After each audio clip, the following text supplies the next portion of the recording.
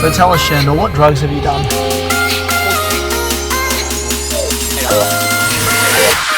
What do we have here? You're going to get me with the microwave. But it's in the glass Tupperware, so health. We got, mate, this is the only way to start your day. The Animal Fuel OG brekkie. We got grass-fed mince, avocado, some eggs, and some grass-fed sausages. Actually, this is from a new meat hall from the regenerative farming, Highlands Natural. This shit tastes fucking unbelievable. What time is it, mate? What time is it? You gotta tell them we're starting the day a bit late. I've been waiting for you. No, it's been a big morning. Got I was in here till 10 last night. We were doing some core holes for the new fit out, which I'll show you. So drilling through the concrete. Up at 4, we had 4 classes. So You coached all of them? I'm running on fumes, brother, but not anymore. So this is us, bruh. Podcast studio, life language. So I reckon this has happened, in the last 4 days on the weekend. TV's going to go in there, and then this will be a cool shot. This is where I'll be sitting. It'll look very different. What's Rogan's Jamie? Your muffin, Jamie. I'll be Jamie. Boom, right there. Little lounge. So that's the podcast, and then we've been extending the recovery. So Aura Wellness, which is the reason we're going to where we're going today, S30. We're extending out our recovery in here. So as we've already seen before, we've got our sauna and our ice bath in there, but this is going to be an extension. So last night we were in here drilling out the core holes. So this will be a full wet room. This will be all plumbed out. So we just got up the gyp rock. This will be all tiled. We'll have a rinse off, 2-person sauna, and a barrel ice bath. So this will be a private room. It's not really been done, to be honest, with recovery. People have sauna, people have ice bath, but to have your own private sauna, ice bath, and rinse off is going to be fucking mad. And then in here, we'll go more of a 6-man sauna, a couple of cold plunges, and then that'll be a bit more communal. Yep. How'd you go, bro?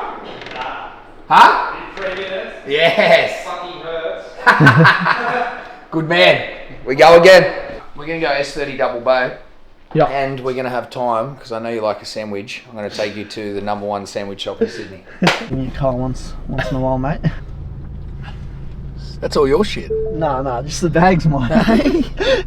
Yeah, I really do. When I started driving, 70 cents. Now So first time I got this car, second time I filled up petrol, just automatic, not even thinking. Grabbed the unleaded. I needed to go on a 2-hour drive as well. Grabbed the unleaded, filled it up, and then fucking realised that it was diesel. Oh, bruh. Sat there for 3 hours. This guy come and pumped it all out of my car. Just automatic habit. It was filthy. You live and you learn, Muff. You live and you learn, brother. No, I'm gonna go blueberry.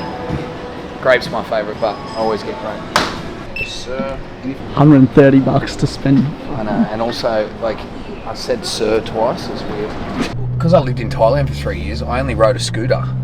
So when I came back to Melbourne, I was like, fuck this. So I went and bought a Vespa, and that's all I rode. It was the best. Actually, speaking of running, do you see a lad broke the, I'm going to say, marathon or half marathon record the other day? Oh yeah, 56 minutes. Bruh, that's what, 2-minute 40 Ks? Yeah. That's a fucking joke. Do you reckon you could run 1 kilometre at that pace? No, I don't think I could. No, neither. Have I told you about that ultra marathon, the Sydney Backyard Ultra? I feel like I've already committed, which is a problem because I can't remember the last time I ran.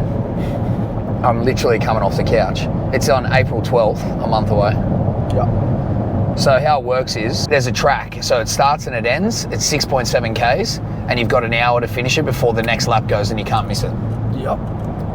So the people I've spoken to, my mates who've done it, they get back in about 52 minutes, have a little bit of food, shake off, massage the legs, and they're off. So this is kind of like my accountability video of I said I was going to fucking do it. So it's I'm pretty much fucking doing it. I do have a few concerns though. Do you have to raise money or something? Nah, just doing it. You just have to do it? Yeah. Oh, fuck. Yeah. So what were your concerns? My body. You reckon your knees will give out, or? Nah, I think like calves and lower back is my main concern. So I need to start doing some work with old Buzz Lightyear. Yeah. But I think it'd be cool to document. I reckon you do a video where you go, I'll come with you, and I'll say, we'll just go running 100 Ks in 15 hours with zero preparation. And it doesn't even come down to like, it just comes down to mental. I like it. That was my thoughts. I did actually plan on doing some running, but it's a better story, that's for sure.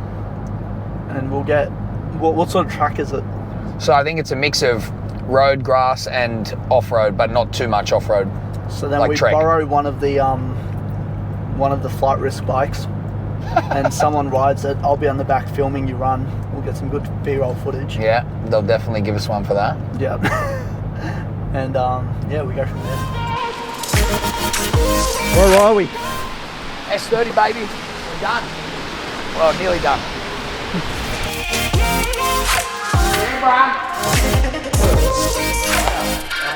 But that's how it is.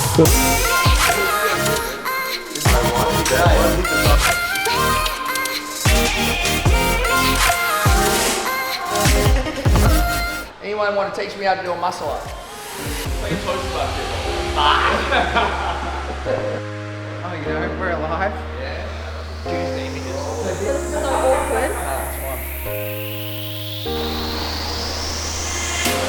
Boom. All right. South Dowling Street sandwiches. This is for you, mate. All right, bro. We made it. What are you going to get? What do you recommend, brother? For you as a runner, you burned a lot of calories today. No. I'll get you. Do you want the footballer sandwich? Yeah, what one's that? It's not on the menu. I'll create it for you. I call it the water sandwich. Are you excited? You look really giddy. Mate, I'm excited for you. This is your first experience. So this ain't my first. I don't know. He's hyped up the sandwich a bit too much, I reckon. Telling me they don't look good. That one is? Got the goods? Here we go, bruh. Change your life. You'll never be able to eat one of those shitty sandwiches again. Hold on. Relax, buddy. He's too excited. Are you kidding? Oh yeah. Alright. Those caramelized carrots? Oh, wow. 10, how many muffins? It's an 8.5. Okay. I reckon we could have doubled up on the schnitzel. But apart from that, good sandwich. I've gone for his footy special remix, he said, called the Waratah. So, well, the lesson is, and I don't normally do this, hey, what do you think's the best? I should have chosen myself. I do like it though. You forgot to review yours. What's this? Out of 10. How many doors? I'm going to give it an 8. 8's a fucking solid review. 8 is pretty good. Oh. Do you feel tired? No, not yet. How long? Well, let's hope it doesn't happen, because I'm driving. I'll hold the wheel. You can just Sleep. put on cruise control. Yeah. So tell us, Shandor, what drugs have you done? All of them. All of them. Yes. What was the worst? I feel like that's a better question.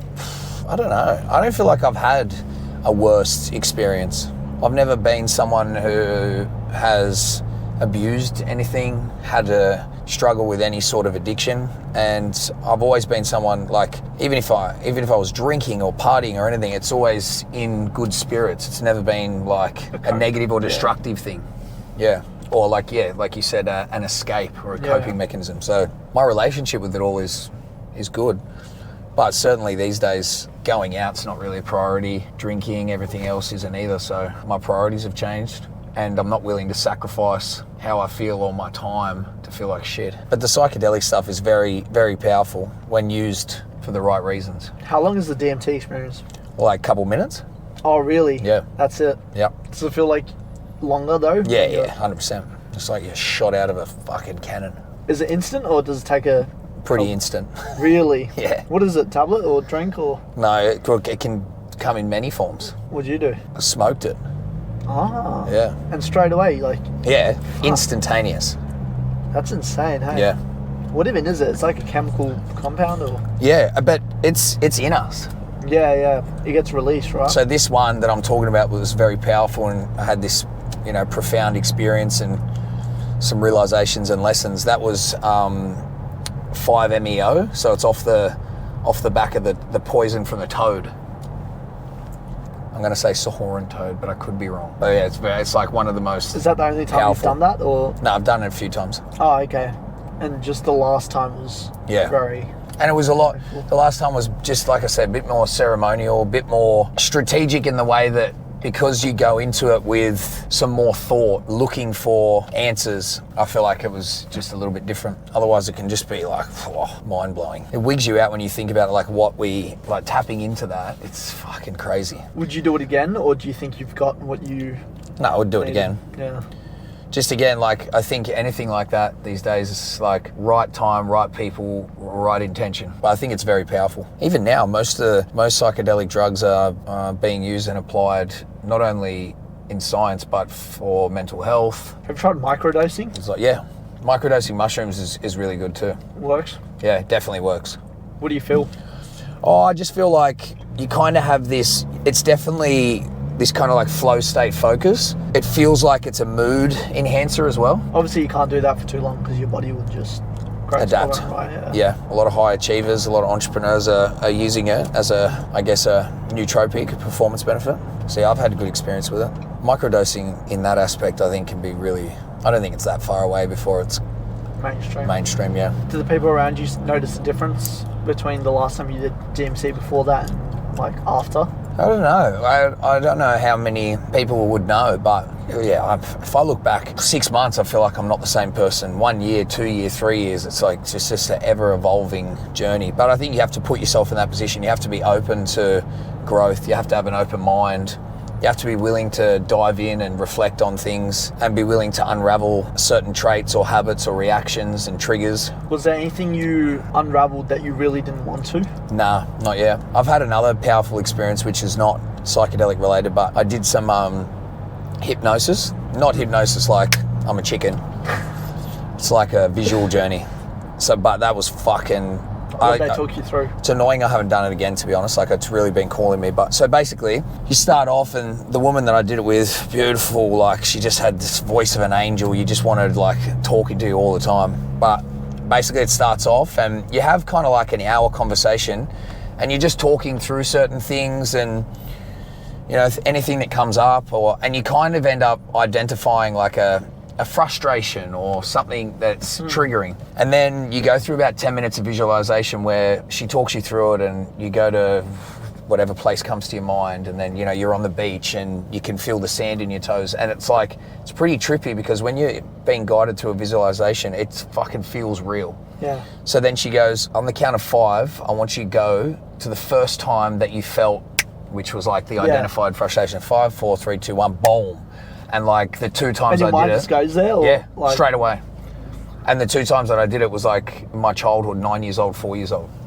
And then you go through and unpack this situation, and you're looking at it from like bird's eye view, and then you're you as 4 and 9, and then you're the other people that are involved. And like, you know, I was crying, everything. It was a wild experience, but very, very powerful. Was it something you already remembered, or was it like that memory just came back in that moment?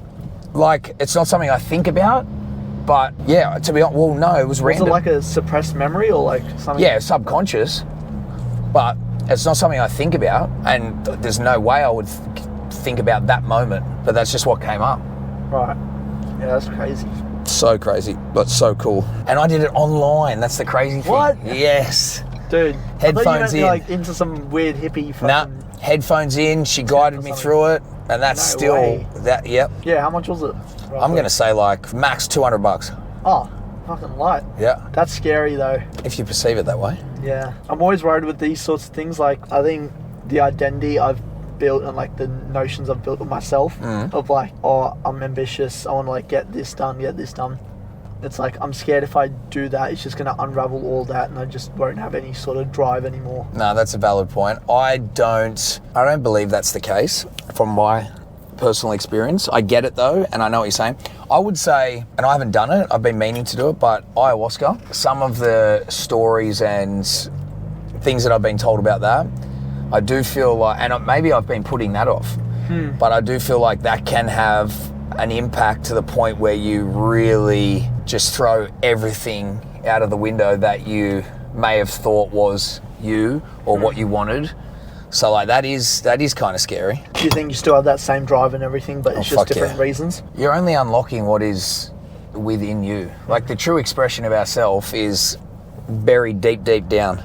You got to think, we come into this world and we have no say on how we're going to think, what we're going to do. Like, we're influenced by the people around us, our environment, our parents, our friends, our family. And like, you and I have grown up and been told very different things, but that's gonna impact who we are as people. So it's funny that we go through this journey and we don't have a say really on who we're going to be and how we're going to end up. And then, you know, it's probably not right now. I think your mind is a little bit more expanded than most at your age, certainly than mine. But you go through your 20s and maybe you lose yourself a little bit to find yourself. And then you end up coming back full circle and just trying to return to yourself. And really, in my opinion, the goal or meaning of life is just to be able to truly express yourself, whatever that looks like.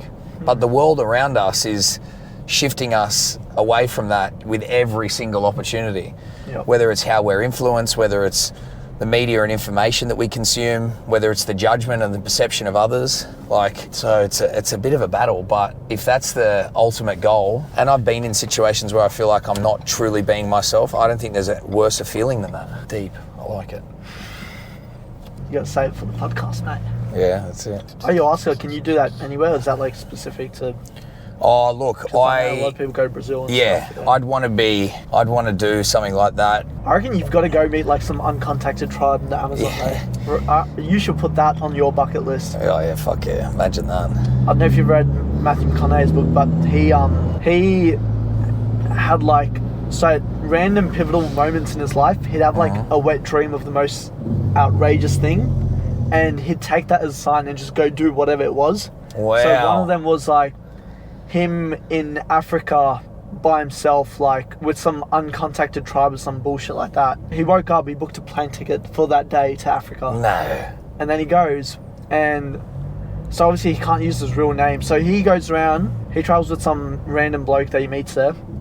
He goes deep into the Sahara or some shit to random villages, and he calls himself David there because he doesn't want to use his real name. He doesn't want people searching him up and that. So he says he's David and he's a famous boxer, so that hopefully no one like arcs up to him. Eventually word spreads that this white guy named David, who's a boxer, is going around, and then he ends up like, one of the tribes he ends up at, he's like, we want you to fight our strongest man, you know, like that.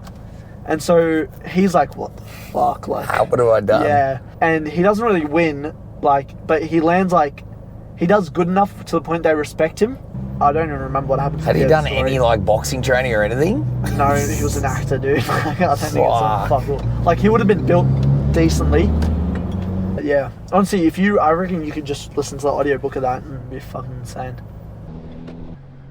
Here we go.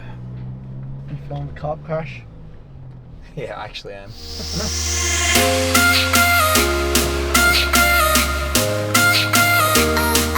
Yeah, so this reads our blood oxygen. So what she's just done, outside, doesn't matter how hard the intensity, what you do, you can't get this under 96%, regardless of what you're doing. You can do the hardest conditioning effort. In here, through the superimposed control of her breath, she's dropped her blood sats by 15%. Not only does she get more bang for her buck because her body has to work harder, but we're going to get adaptation, very unique only to the hypoxic environment. Really stay present and connect with each area of the body as we go through. The nice big breath in. Exhale, release all the way out. Big breath in, take it all the way up into the chest, holding at the top. 2, 3, 4, 5. Go. That's a wrap, baby. Last one of the day. That's it. Done and dusted, bruh. Vlogs. What are we? Episode 3.